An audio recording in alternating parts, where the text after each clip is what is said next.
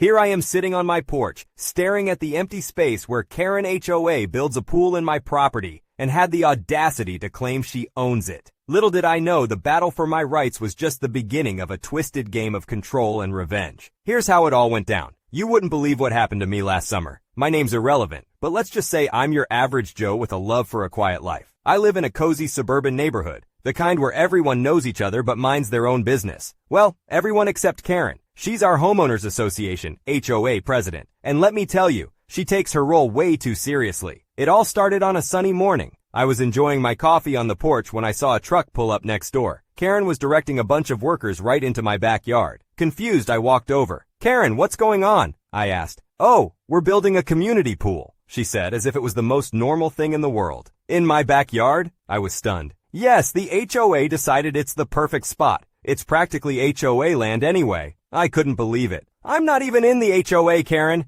She just waved me off and continued with her plans. That was just the beginning. Over the next few weeks, my backyard turned into a construction site. The noise, the mess, it was unbearable. But Karen was adamant. She claimed that when I bought the house, I had inadvertently agreed to the HOA's rules. I knew she was making it up, but she wouldn't listen. Asterisk, asterisk, climax. Asterisk, asterisk. The situation escalated quickly. One afternoon, I found Karen in my yard, supervising the final touches on the pool. I'd had enough. "Karen, this is illegal. You can't just take over someone's property," I confronted her. She scoffed. "I can and I did. The HOA owns your land. It's for the greater good of the community." Infuriated, I threatened legal action. That's when she lost it. She started ranting about how ungrateful and selfish I was, completely ignoring the fact that she was the one breaking the law. It was then I decided to take matters into my own hands. I called a lawyer and got the police involved. The construction was halted, but not before the pool was almost complete. Asterisk, asterisk, falling action. The legal battle was messy. Karen tried to manipulate the situation, claiming I had agreed to the pool. But the law was on my side. The court ruled in my favor, ordering the HOA to restore my property and pay damages. Karen was furious. The day the workers came to demolish the pool, she stood there, red-faced, yelling about how I was destroying the community. But I knew I was just standing up for my rights. The victory in court was just a small reprieve from Karen's incessant meddling. She became more relentless, finding new ways to make my life difficult. She started nitpicking on every little thing, from the way I parked my car to the color of my curtains. It was as if she was on a mission to make me regret standing up to her. One evening, I found her in my front yard, measuring the distance between my mailbox and the street. "What now, Karen?" I asked, exasperated. She smirked. "Just ensuring everything complies with the HOA standards. We wouldn't want any more incidents." It was petty and ridiculous, but that was Karen. She had this way of twisting things to her advantage, always playing the victim while making others look like the bad guys. The neighbors started to avoid me, whispering behind my back. It was isolating and disheartening. Months passed, and the tension in the neighborhood grew. Karen's influence was undeniable. She had this uncanny ability to bend people to her will. I'd see her chatting with neighbors, always pointing in my direction, her words laced with venom. Then came the final blow. One morning, I found a notice on my door. Karen had convinced the HOA to sue me for some made-up violation. It was ludicrous but frighteningly effective. I was facing a legal battle that could drain my savings. I remember sitting on my porch, feeling defeated. Karen walked by, a triumphant grin on her face. "You should have just let the pool be," she said smugly. "Would have been easier for everyone." That was the moment I realized the true extent of her vindictiveness. It wasn't about the pool or the HOA rules. It was about control, about proving she could bend anyone to her will, even if it meant tearing the community apart. The following weeks were a blur of legal documents and meetings. The stress was overwhelming, but I refused to back down. I fought the lawsuit with everything I had, and once again I won, but it felt hollow. The neighborhood was forever changed. Friendships were strained, and the sense of community we once had was shattered. Karen's pool fiasco had left a deep scar, a constant reminder of the cost of pettiness and spite. I still live here, in the house with the yard that almost became a pool. I've learned to ignore Karen's glares and the whispers of neighbors, but it's not the same. The laughter of children playing in the streets is now overshadowed by the heavy silence of a divided community. In the end, Karen's pool was more than just a physical structure. It was a symbol of power, a testament to how far someone would go to impose their will on others. And as I look out at the empty space where it once almost stood, I can't help but wonder if standing up to Karen was worth the price. Karen sounds like a nightmare neighbor. It's hard to believe someone could be so controlling and vindictive. This is why HOA rules need to be fair and reasonable. I feel sorry for the author, having to go through all that stress and legal battles. Stay strong and don't let Karen's toxic behavior bring you down.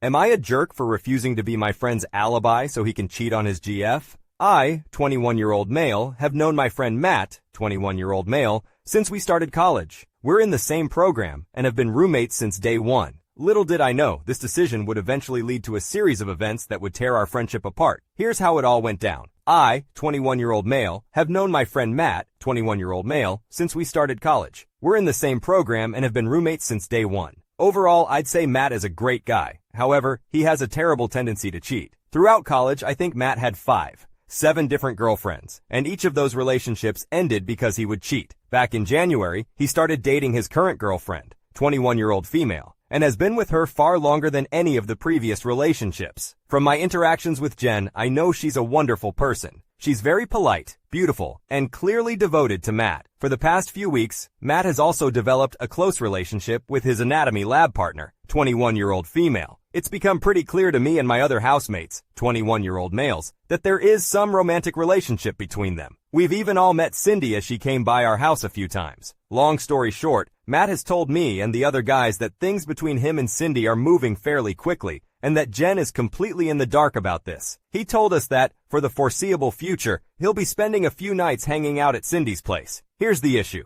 Jen and her roommates don't live that far from us, about a 7-minute walk. So there's a good chance she'll come by looking for him, according to Matt. Therefore, he wants us all to make excuses for his absences and potentially reassure Jen that he isn't up to anything bad. Kyle and Robert are fully on board with this, as they consider it the bro code. Omar is fully against this, and while he has not said he'd tell Jen, he has refused to lie for Matt and has been urging him to end things with Cindy. I would say I'm more neutral. I don't think what Matt's doing is appropriate, but I don't think it's my place to tell Matt how to manage his relationships. I told him that while I wouldn't seek Jen out and tell her what's going on, I wouldn't lie to her either about where he is, and instead say, I don't know. We all argued about this for a while, and the general gist of things is that Kyle, Robert, and Matt all think I'm being a bit of a jerk for not being more cooperative. Aside from this, I don't think there is really much I can do. Moving to somewhere else is both economically and logistically unfeasible, so I think trying to avoid stirring the pot is my best bet. Am I the jerk? Jen found out last night. Like Matt predicted, she came over to our house Tuesday evening. I saw her pretty quickly since I was also coming back from buying some food. She asked me if I knew where Matt was, and I said I didn't know because I genuinely didn't know at the time. She mentioned how he wasn't responding to her texts and that she was worried about him, and I felt pretty bad hearing that. Kyle, who was inside, came out at this point and said that Matt was in his anatomy lab, and then reassured her that he'd contact her once he was finished. She didn't seem entirely satisfied with that answer, but thanked us anyway and left. Once she was gone, Kyle told me that Matt was actually on a date with Cindy. Since Matt sometimes brings Cindy over, he'll text the house group chat before they come over to ensure that Jen isn't around. He did this on Tuesday night, and Kyle did alert him that Jen had stopped by looking for him, so he stayed over with Cindy on Tuesday night. Wednesday evening, only Omar and I are home. Kyle was with his own girlfriend, and Robert had an exam. Around 7 p.m., we got a text on the group chat from Matt saying he plans on bringing Cindy over around 8:30, and he asked if Jen came by. I told him that I hadn't seen her, and things went on as usual. I'll add that Omar has refused to respond to these specific text messages from Matt, so there was an expectation on me to clarify if Jen was here or not. A little after 8 p.m., Jen comes by with one of her friends, Carly F21. They asked us where Matt was since Jen hadn't been seeing him a lot lately. Before I could even say anything, Omar told them to come back after 8:30, and Matt should be home. They left, and I did argue with Omar about his decision to tell them to come back since it was inevitably going to cause drama, but he didn't care. I did text Matt and told him about Jen potentially returning, but since he was driving, he didn't read the message. At this stage, I gave up trying to contact Matt and went up to my room. A little after 8:30, Matt walked in with Cindy, and not that long afterward, Jen and Carly returned. Omar let them in. Long story short, there was a lot of Jen yelling and Matt lying and apologizing. I didn't bother coming down since I could hear it all from my room. After about 10 minutes of this, Jen and Carly left. Matt sent Cindy home after this, and he was pretty upset at what happened. I reminded him that I sent text messages, which he now saw, and Omar played dumb, acting like he didn't see Matt's message about him asking if Jen was home, but confirmed to him that he told Jen to come back after the first time she came, because he didn't think Matt was dumb enough to go out with Cindy 2 nights back to back. Robert and Kyle came home after this point, and I filled them in with what happened. There was definitely some tension in the house this morning, as Matt thinks this all could have been avoided had Omar been more helpful. He also partially blames Cindy for wanting to come over so often. Overall, Matt doesn't seem to care that Jen found out and broke things off with him. He said that he'll try apologizing one more time, as he does prefer Jen to Cindy. And if she doesn't accept, he'll leave things as they are. As for Cindy, Matt has already told Kyle, Robert, and me this morning that he plans on ending things with her after the December exam season. He says that he wants to be single again by New Year's so he can have a fresh start. Kyle and Robert think this is pretty funny considering how much trouble he got into to be with her. Things have ended more smoothly than I thought, and I have made it abundantly clear to Matt to keep me out of his relationship woes. I have also asked Carly how Jen was holding up this morning as we share a class together. As expected, Jen was very upset about the entire ordeal, and she and her friends consider everyone at our house, aside from Omar, to be complicit and awful. Jen did not accept Matt's apology. She has indicated that she, in fact, never wants to see him again.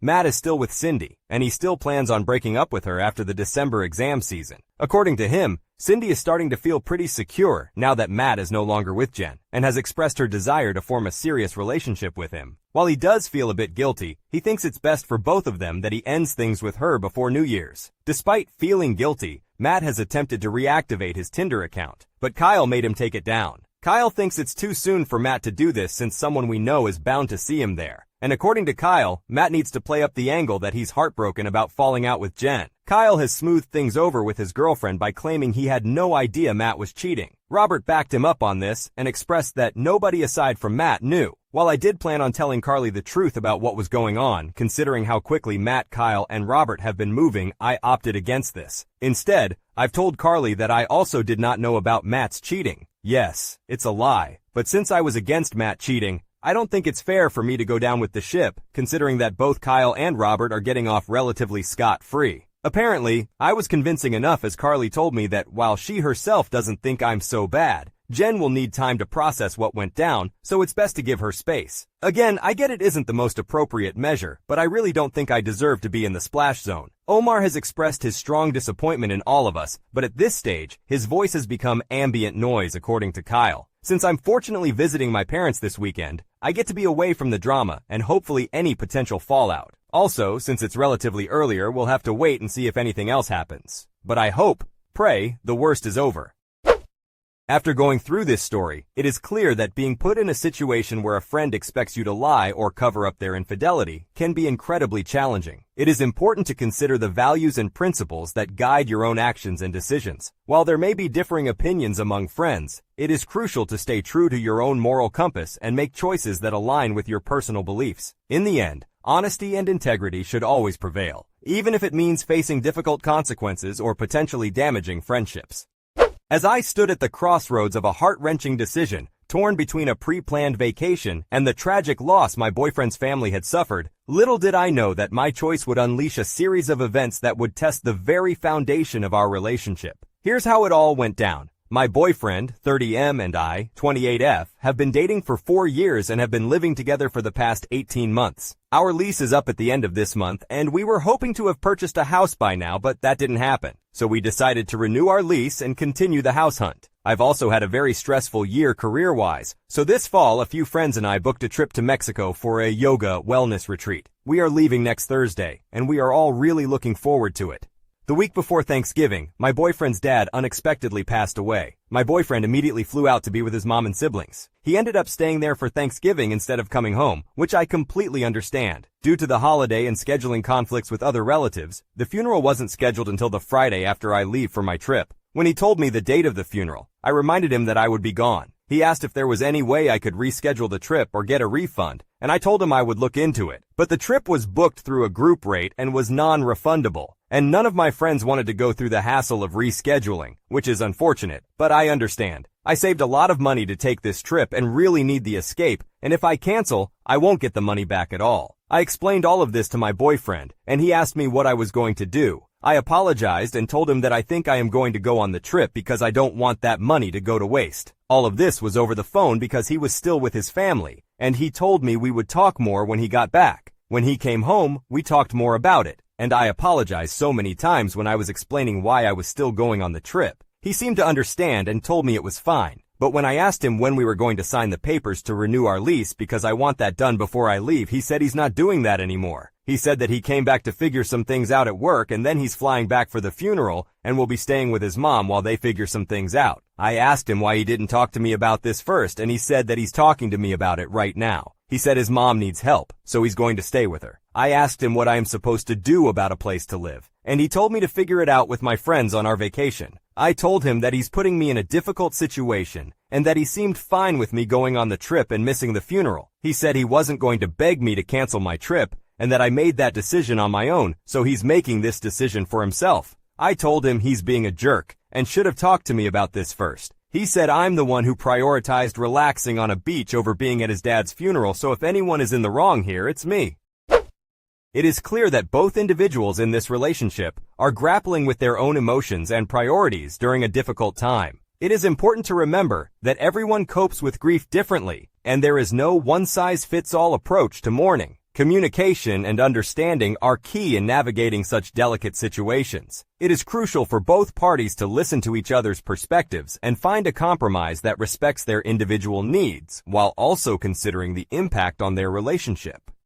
3 years ago, my ex-fiancée abruptly broke up with me via text message and vanished without a trace. Now, out of nowhere, she's trying to rejoin our circle of mutual friends. The past is hauntingly resurfacing, causing a whirlwind of conflicted emotions and jeopardizing the fragile peace I've built. Here's how it all went down. Me and a girl who I will just call Jessica were a couple for 8+ years and engaged for 3+ of them. I met her through a mutual friend in my group of friends. We ended up hitting it off pretty quickly as our dorky, nerdy hobbies aligned really well. I personally fully expected to marry this person and spend the rest of my life with her. In early 2016, her job offered her an amazing opportunity to temporarily work for 4 months in the company's satellite office in New Zealand. She was an environmental engineer, to temporarily manage and lead a new team. It was very sudden, and I was not really happy with the idea, but she really wanted this chance and opportunity. So off she went. I flew out to visit her after around 2 months. However, when I arrived at the airport, I received a text message from her. The message was short and basically said that she was sorry, but after thinking it through, she believed it would be best if we went our separate ways from now on. She then completely blocked me on almost every form of social media, cell phone, etc. I was confused, devastated, and became extremely upset. I remember completely breaking down in Auckland Airport. I spent the next 4 days living at a motel, essentially trying to get into contact with her in any shape or form. She had apparently blocked everyone from our circle of friends. Even her close friends from our circle of friends were shocked, confused, and lost. Even her parents were extremely confused when I called them. Her dad, who I was extremely close with, we coached pee-wee hockey together and played a lot of beer league hockey together, refused to believe it at first. I was a mess for a solid year, but my close circle of friends managed to help me through therapy and pull me out of my difficult situation. Her best friends became close friends to me. About a year ago, she invited some of her old close friends, including people from our group, to her wedding. No one went, and I quickly found out, which hurt me even more. Over a year ago, I started dating one of her old friends as we had gotten close over the last 2 years or so. She felt hurt when Jessica basically ghosted her. Unfortunately, there was some awkwardness because she knew I was not fully over my ex. However, she has been a supportive and amazing person, and I am extremely happy with her. Life was going great for me. Then in December, Jessica apparently moved back home after divorcing a few months after getting married. I don't know much, and I don't want to know. However, she is making a concentrated effort to reconnect with people in our friend group, which is resulting in conflicted feelings for some people. Last week, I found out that Jessica and some of my friends have started playing D&D via Roll20, which made me feel terrible. Part of me just wants to move on from this, but I am struggling hard. While my significant other has been extremely supportive, I just feel numb and don't really know what to do. Today, Jessica sent me a long Facebook message apologizing for what she did and asked to be friends. I didn't respond and blocked her. I told my significant other, and I just felt like I was going to break down. Right now, my significant other is saying she is worried about me and keeps asking me what I want to do. My significant other confessed that Jessica had sent her a similar message a few weeks ago, and she told her off. I don't know what I am supposed to do. I can't order my friends to not be friends with her. I just feel like a mess, and I am struggling with this as I feel like I am a teenager dealing with unnecessary drama again. I sat down with my significant other and explained how awesome she is and explained that I don't have any romantic feelings for my ex at all. I just have a lot of painful and hurtful memories. I also asked her what I should do, and she suggested I respond and express my feelings to get some closure. So I did that. I told her, I don't want to be friends anymore. I want nothing to do with her. I explained how badly she hurt me. I am happy right now, and I just want her to leave me and my friends alone. She took it well, apologized one more time, and then basically said goodbye forever. That was honestly a huge relief for me. I then went and told our group of friends about the situation and explained how much she hurt me and how I would prefer if we didn't start adding her to our gaming sessions, etc. Unfortunately, I ended up losing a bunch of friends and causing a lot of damage to our friends group that may not be repairable. Many of them sided with me, but some of them took the stance of, "You have no right to tell me who I can be friends with," among other complaints. A few people were very angry and told me I am being a terrible person as my ex is trying to repent and deal with the pain of her divorce. It was confusing and frankly just made everything more complicated. In the end, a bunch of us ended up getting removed from our FF14 free company, which then my significant other ended up removing a bunch of people from our Discord server. I don't really know what is going to happen next, but it really hurt to see some people I have known for years, and who even helped me get through it the first time, suddenly take her side. After going through such a painful experience with your ex-fiancé, it's disheartening to see her resurface and try to re-enter your circle of friends. The wounds from the past are still fresh, and the conflicting emotions have brought back a whirlwind of memories. While you understand that some may feel differently and choose to forgive and move forward, for you, it was important to prioritize your own healing and set boundaries. It was a difficult decision to express your feelings and ask for closure, but ultimately, it brought a sense of relief. However, you never anticipated the fallout that followed within your friends group. Losing some friends and causing damage to the group dynamics was an unintended consequence, and it highlights the complexities of navigating relationships and emotions. You hope that with time and open communication, you can find a way to rebuild and move forward together. I never expected my life to take such a twisted turn. As I navigated the treacherous waters of my boyfriend's ex-wife's wrath and battled to win over his daughter's heart, the stakes grew higher with each passing day. Little did I know, a series of shocking events would unfold, threatening to shatter the fragile bond we had built. Here's how it all went down. I am dating a man, Chase, and his kid dislikes me because I was involved with Chase while he was still married. I was trying to protect Chase from his ex-wife's abuse, but now I'm concerned that she is turning the kids against me. Even though the eldest child, Jane, said she can make her own decisions, I worry that she is influenced by her mother and is afraid of upsetting her. Chase and I met when I took my niece, nephew, and younger cousins to the park. I overheard an argument between Chase and his ex-wife, Willow, about forgetting diapers for their baby. Willow was upset and yelled at Chase because he couldn't go back to get the diapers. It was a tense situation, and Willow stormed off to the shops. I asked him if she always yells at him this much. Chase told me pretty much since she got pregnant with their fourth child. That's not normal. I'm sorry you had to go through that. It's not normal to treat your partner like that. Pregnancy is not an excuse to be rude to people. How about I lend you a diaper so you can change the baby? I asked him. He thanked me, and then we made small talk. I met their baby for the first time, and she was so adorable. Chase told me her name, and I said hi to baby Jessica. From there, Chase and I became friends. I told him I found the wife needing diapers joke funny, and we had a good laugh. Willow came shortly after, a little stunned, but she didn't think much of it since she had male friends too, and she's not the type of person to get paranoid over having friends of the opposite gender. I quickly befriended Willow, and we followed each other on Facebook and Instagram shortly after, before coming home. I saw Chase a week later in a pub with his then-wife Willow, as they were having drinks for the first time since giving birth. Willow had to go to the bathroom, and I began to chat with Chase. I asked if Willow still nags at him, to which he responded yes. I felt bad and said, "Don't worry, if she can't treat you right, then I will. Don't tell her or she will get mad," before winking at him, which made him giggle. The problem? From there, we began dating behind Willow's back until December 13th, 2022, when Willow came back with Jane to get her nails done and caught me and Chase cuddling on the sofa watching TV. And she flipped out extremely at us to the point where both Willow and Jane were in tears because of it. Chase tried to explain it's not what it looks like until he realized no one was buying it. Alex was asking why his mom was yelling at his dad until Jane pointed at me and said it was my fault. Alex looked sad and went back upstairs. I told Willow we were sorry, but it was not appropriate to argue in front of the kids and to think of the children. Willow screamed back, "If you care so much about the kids, then why did you break up their family?" I finally found happiness after such a rough life I went through. And you ruined it just because you wanted Chase for yourself, just because you're jealous and you couldn't find anyone, so you had to steal people away from others. Willow suddenly realized Jane was watching everything and began crying and apologizing to the children for making them watch that. And she wasn't thinking straight, but she didn't mean to upset them. The younger ones were just scared and stood there, but Jane told her it's okay and it's not her mom's fault that I'm horrible. I went quiet because I didn't know a 7-year-old, 7 at the time, knew what those words meant, but I guess she was repeating them from their mom, so that's what influenced her to act that way. I apologized and explained to her that it wasn't appropriate for us adults to argue in front of children. I explained how I tried to get them to stop, but her mother wasn't listening. She told me that me and her dad shouldn't have made her mom angry if I didn't want her to shout at me, called me a fat pig, and told me to get lost. She stormed off to her bedroom. How does a 7-year-old know such details? I apologized for breaking up her family and asked if she wanted to move on and put the past behind us. I assured her that Chase and I would always love the kids. Alex and Chelsea accepted my apology, but Jane continued to ignore me. As a result, Chase and I were kicked out, and he filed for divorce on December 15th.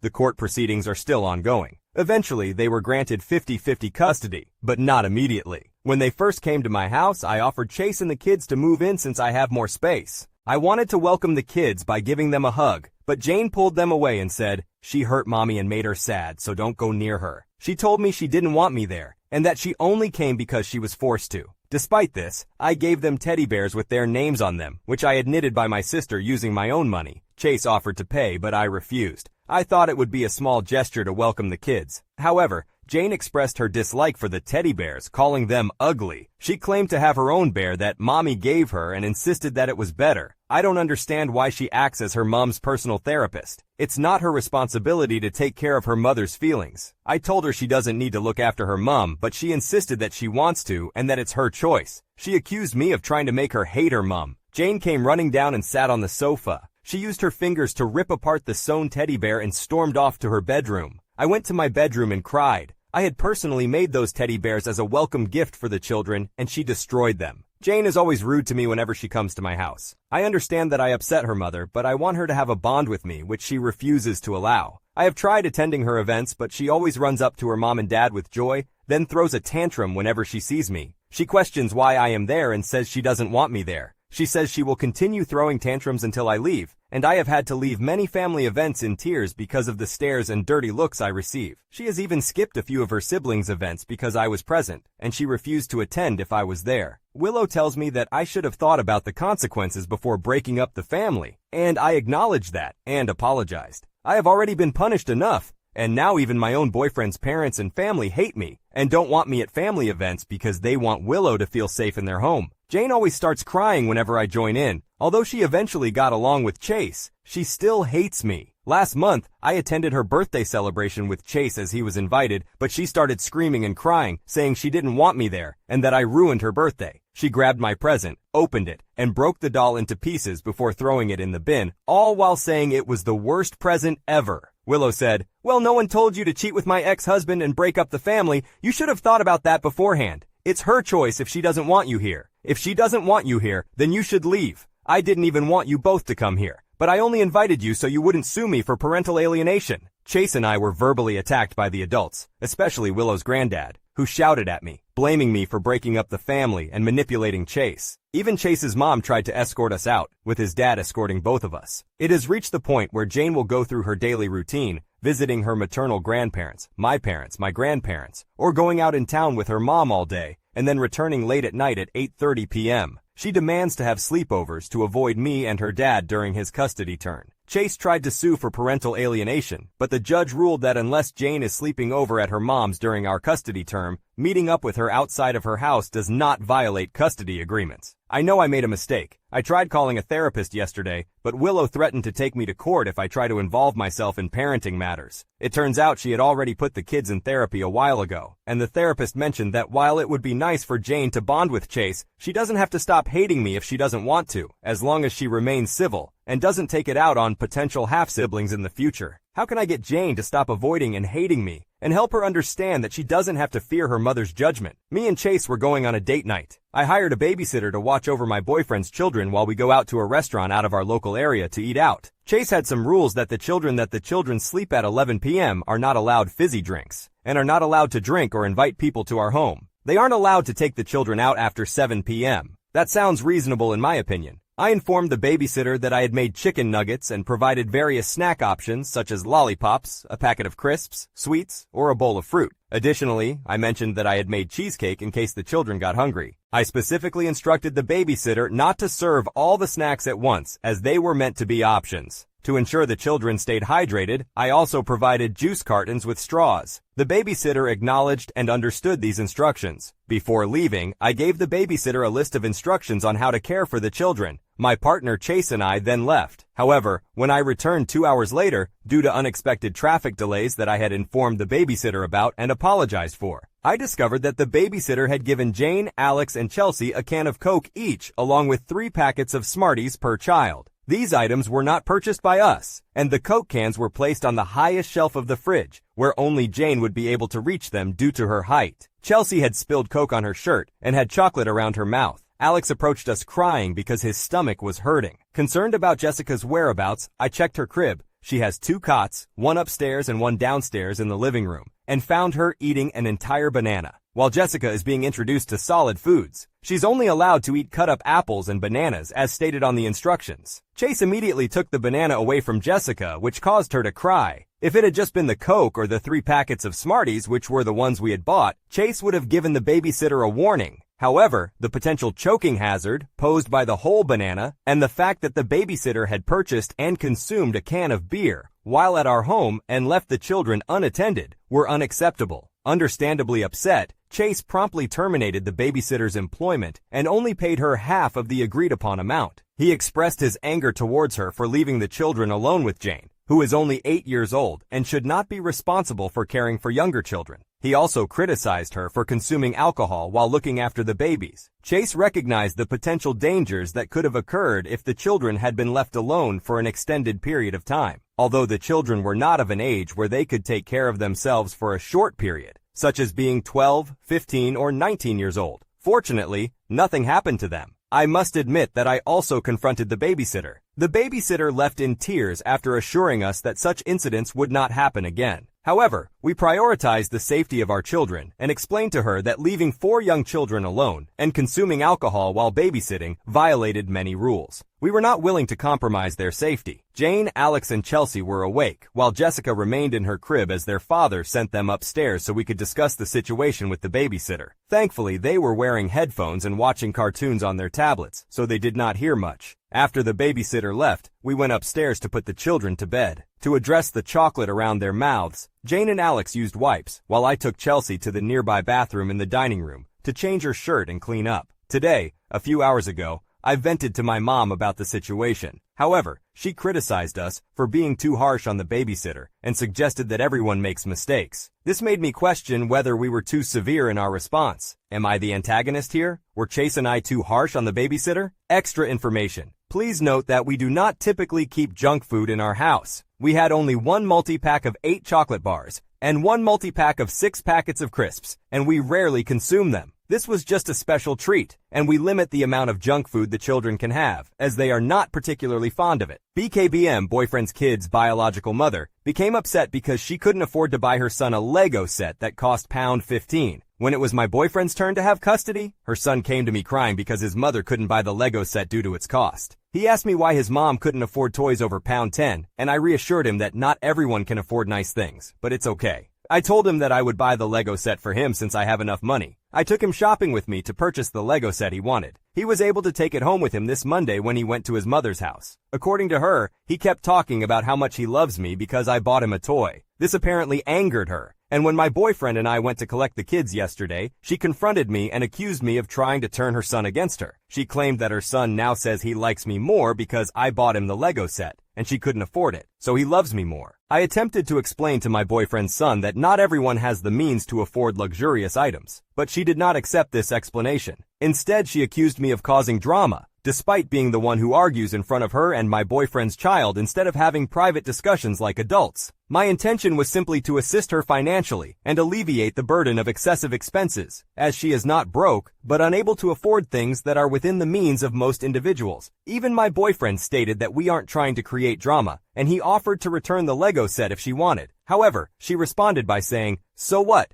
You can tell the kids that I won't let them play with toys you and your girlfriend buy and have them hate me even more." Although they don't hate her, her son just wished she could buy him toys over £10. She then decided to say goodbye to my boyfriend's kids and went home. My boyfriend's son asked if he would get in trouble and if he wasn't allowed to play with his Lego set. Both his father and I assured him not to worry and that nothing would happen. We told him he could play with it if he wanted. However, he doesn't touch the Lego set now because he's afraid his mother will get upset, even though it's just a toy. This isn't the first time she has tried to turn my boyfriend and herself kids against us, and the law had to intervene, reprimand her, and warn her that we could sue her for parental alienation if she continues to turn the kids against us. She attempted to sue us for parental alienation once and lost, so now she's bitter that she can't turn the kids against us. I didn't think that trying to save money for my boyfriend's children's mother and spending a lot on a toy was a bad thing, but apparently it's seen as bad co-parenting and overstepping. Did I really overstep?